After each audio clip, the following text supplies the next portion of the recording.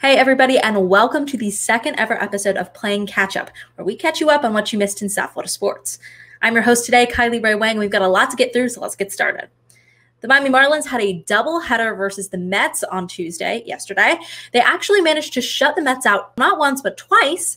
First score was 4-0, second was 3-0. It's the first time the Mets have been shut out in a doubleheader since like the mid-70s. There's a couple of highlights this game. John Birdie became the first Marlins player ever to steal all three bases in one inning. He walked to first, he stole second and third, and then he stole home plate. This is only the 54th time this has ever happened in baseball history, so make sure you mention this to your friends when you're talking about the Marlins this weekend.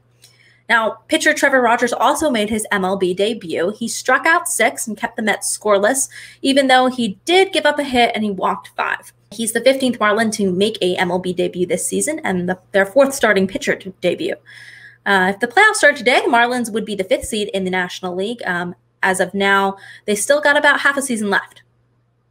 The Miami Heat, also one of the most exciting stories of this NBA season. They completed their sweep of the Indiana Pacers on Monday night, and now they're moving on to the Eastern Conference semifinals. The score of that game was 99-87. It was another great game for Goran Dragic, who had 23 points. He's met or exceeded 20 points in every game in that 4-game series. The Pacers ended up firing their head coach, Nate McMillan, afterwards, so it remains to be seen what they're going to do as far as that hire goes. Jimmy Butler did have limited minutes in that game. He has a soft tissue shoulder strain, but he should be good to go for the next series, which is expected to be versus the Milwaukee Bucks. The Bucks are playing tonight versus the Magic. They're up 3-1 in that series, so they just have to win tonight, and then they'll be confirmed to play the Heat in the next series. Now, Inter Miami plays Atlanta United tonight. Really quickly, let's just mention that at 8 p.m. They're coming off their first win of the season versus Orlando City, so let's hope they can keep the momentum going.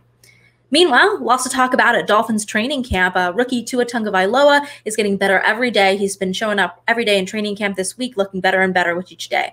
Kalen Ballage, he's been battling for that third-string running back spot. We saw him over the last couple of seasons. He walked off the practice field today with trainers pretty slowly, so we'll see how that turns out and what that injury looks like. They also had linebacker Sam Aguavoen, who also walked off, but under his own power, so hopefully he's fine as well.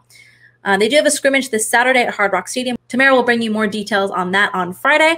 And then the last thing is that their pass rusher, Curtis Weaver, who was a big steal in the 5th round of this year's draft, unfortunately suffered a season-ending foot injury this week, and the Dolphins sent him to the waivers. They were probably hoping that he wouldn't get claimed and then that they could put him on IR, but unfortunately he did get claimed by the Cleveland Browns. So we'll see how he does over there. All the best to him. And that's what you missed in South Florida sports this week. I'm your host, Kylie Rae Wang. Make sure you give us a follow on Twitter at Kylie R. Wang and at 5 Reasons Sports. Thanks for watching, guys.